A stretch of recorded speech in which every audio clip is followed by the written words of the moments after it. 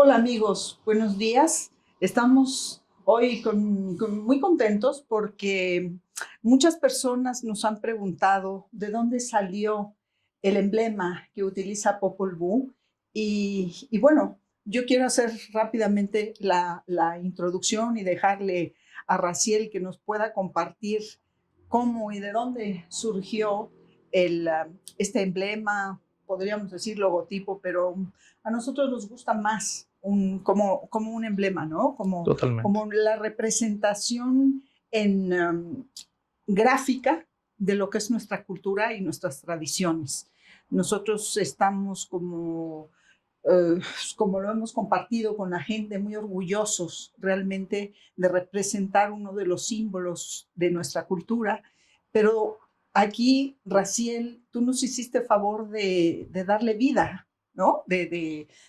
De plasmarlo de una manera bellísima. Entonces, pues bueno, ¿por qué no te dejo que nos platiques cómo llegaste a esto? Muchas gracias, Pati. Bueno, pues antes que nada, gracias por la invitación aquí con ustedes para poder compartir un poco del proyecto, del detrás de cámaras de este noble proyecto. Y bueno, pues hablar del Popol Vuh como tema simbólico del producto que estaban vendiendo fue una tarea no titánica, pero sí muy ardua. Eh, Como lo hemos platicado incluso detrás de cámaras y en procesos, eh, no tenemos mucho conocimiento de temas de nuestros propios orígenes como culturas prehispánicas. La cultura maya, a pesar de ser muy rica dentro de nuestro país, de nuestro universo como tal, es muy complicada de llevar porque ha sido un proceso muy largo en el que se ha tenido que, por así decirlo, latinizar nuestra cultura para hacerla más digerible, más entendible, porque pues lamentablemente mucho de estos temas son muy poco abarcados y a veces muy poco comprendidos, sobre todo por las transcripciones, por cómo se ha llevado el proceso de traducciones en textos, manuscritos sobre todo. Y Popol Vuh es un ejemplo claro de esto. Cuando se trabajó con Popol Vuh, mi principal meta junto con los creadores de este proyecto, de este mezcal, era preservar principalmente el origen de lo que es la cultura maya. Ese era el primer punto, el primer eslabón. Posteriormente a esto era conocer más acerca de Popol Vuh, que es inmenso, es un paraje inmenso, es como una Biblia prácticamente para ellos y para nosotros. Claro. Entonces, hablar de Popol Vuh como tal ya implicaba el concepto del génesis, el concepto de las guerras, el concepto de la creación del hombre mismo.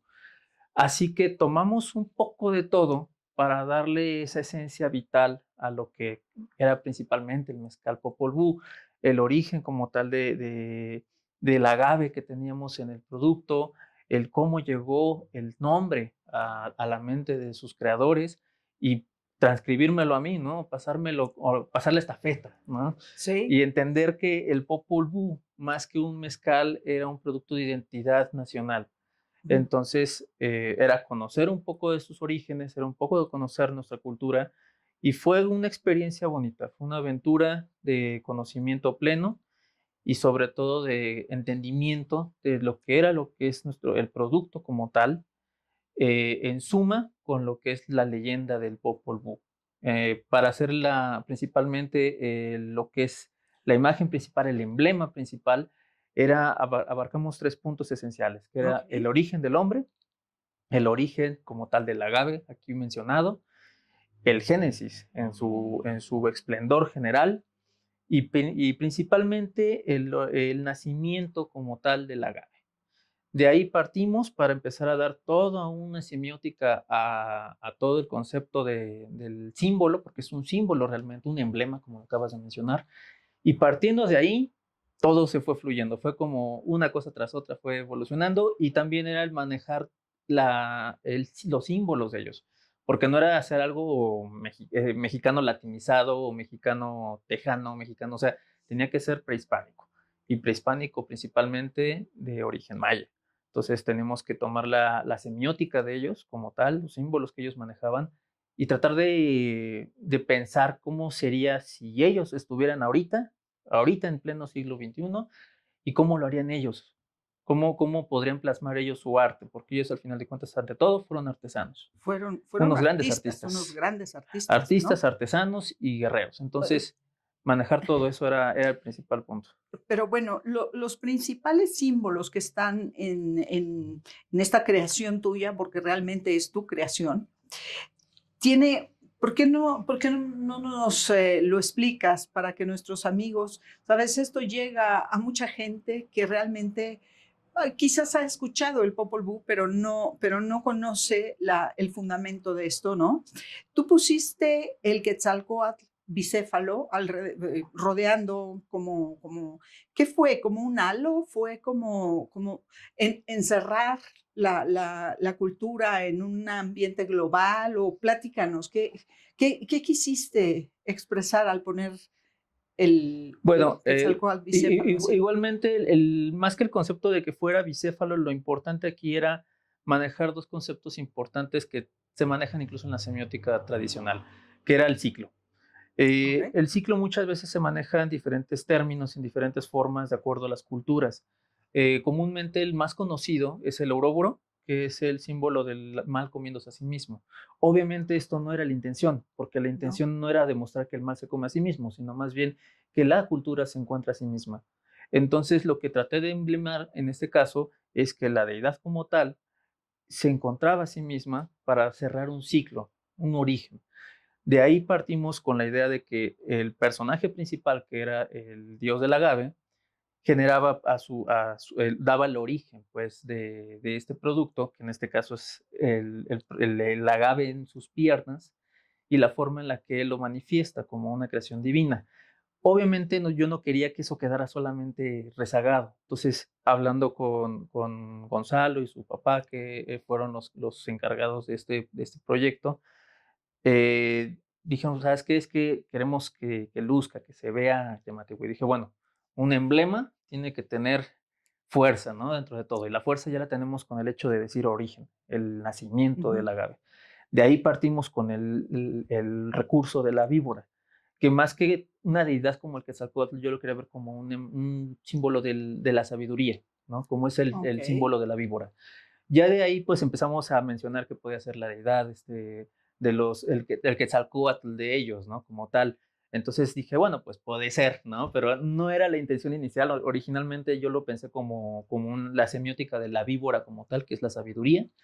Y desde ahí partí a decirle que fuera bicéfala. Dije, no debe de comerse a sí misma, tiene que demostrar que entre ella misma se puede unir para encontrarse. Oye, a ver, dime una cosa, porque el símbolo para muchas culturas de la víbora eh, puede variar, ¿no? Sí, Según las religiones. Entonces, en la religión católica o cristiana, pues están hablando de que la víbora representa el pecado, ¿no? Bueno, el pecado original, ¿no? totalmente. Este que lleva a la humanidad a, de alguna manera, como destruirse, y tú lo estás interpretando de una manera muy bonita, sabiduría, ¿no? ¿Era el pueblo sabio realmente, los mayas? Realmente, Pati, es una pregunta muy interesante porque la víbora dentro de todas las culturas se ha deformado con el paso de los años. Nuestros orígenes prehispánicos nunca revelaron que hubiera una maldad en la víbora. De Ujú. hecho, todo lo contrario. De hecho, la gran mayoría de la fauna como tal no la representaban como un índice de maldad. De hecho, como tal, la maldad en las culturas prehispánicas no existía. ¿Por qué? Porque para ellos el bien y el mal eran un balance fundamental en su historia y en su vida. Nosotros empezamos a vislumbrarlo como algo malo, como la víbora que tienta a Adán y a Eva en los evangelios, desde una perspectiva del Nuevo Testamento, más que del Viejo Ujú. Testamento. Entonces, todo esto, hablando de un contexto mucho más de Europa, o más principal de la cultura que católica y cristiana o judeocristiana, pero ya hablando como tal, la víbora nunca ha sido un emblema, ni siquiera para ellos como tal, eh, en el judeocristianismo, tampoco ha sido como tal un emblema de maldad. Nosotros lo interpretamos así acorde a las diferentes traducciones. Justamente eso, a ese punto quiero llegar. Las traducciones que se manejan desde el Fray Francisco Jiménez, que fue el que hizo la traducción del Popol Vuh, nos refleja que hay una serie de inconsistencias que hace sentir que el Popol Vuh no es totalmente fidedigno de sus palabras reales a lo que se tradujo. ¿Por qué? Porque siempre hubo una intromisión de parte de la iglesia, del clero católico, que impedía que el Popol Vuh se expresara como tal, ¿no?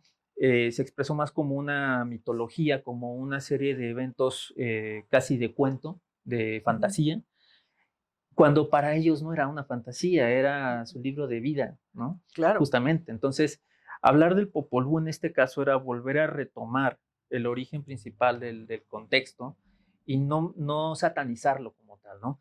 Justamente lo que mencionas, la víbora la vemos de una forma bonita porque realmente para ellos la naturaleza era bonita. El origen de la víbora era el guardián como tal, el guardián de la sabiduría. Entonces no lo podíamos satanizar como decir, ah, este se va a comer el agave, ¿no? En este caso, ¿no? En vez de la víbora comiéndose la manzana, ¿no? Ahora es el agave, no. Tenemos que hacerlo desde una perspectiva más natural, mucho más, pues, más amena, si lo queremos llamar así, pero darle también esa fuerza y esa relevancia que realmente debe tener la cultura prehispánica principalmente y sobre todo el tema del Popol Vuh. Claro.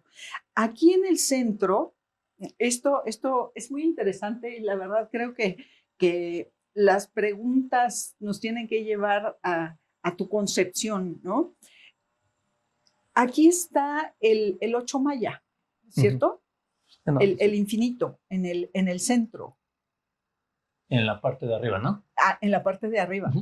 Entonces, por ejemplo, en China, el número 8 es muy importante en la cultura, ¿no?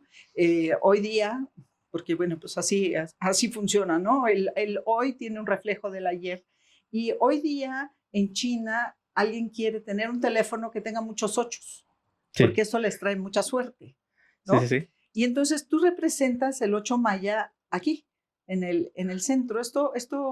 ¿Qué fue? ¿Fue realmente pensado como yo lo infinito? manejé dentro de lo que he trabajado con Gons y con su familia, y creo que ellos lo sabrán, incluso las imágenes que podrán ver a continuación quizás, se podrán dar cuenta que mucho de mi trabajo trae cierta semiótica escondida. Me gusta mucho esconder cosas. Tengo una filosofía muy similar a la que tenía el maestro Da Vinci, era esconder como ciertas cosas para que la gente las viera. Es muy lindo que lo hayas notado.